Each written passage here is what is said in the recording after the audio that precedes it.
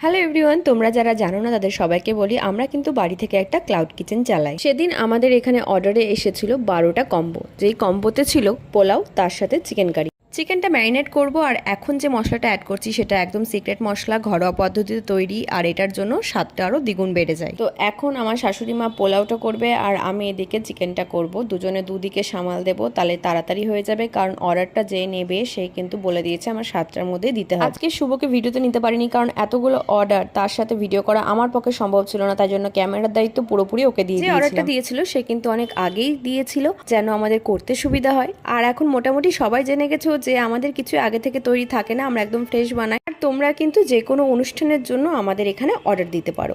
আর আহার বাড়িতে যারা এখনো টেস্ট করনি খাওয়ার, তারা কিন্তু অবশ্যই অর্ডার করে দেখো, আশা করছি তোমাদেরও ভীষণ ভালো লাগবে। তোমাদের সাথে কথা বলতে বলতে আমাদের সবকিছু কিন্তু রেডি হয়ে গেছে। ভিডিওটা ভালো লাগলে অবশ্যই শেয়ার করে দিও। তো চলো আজকের জন্য টাটা।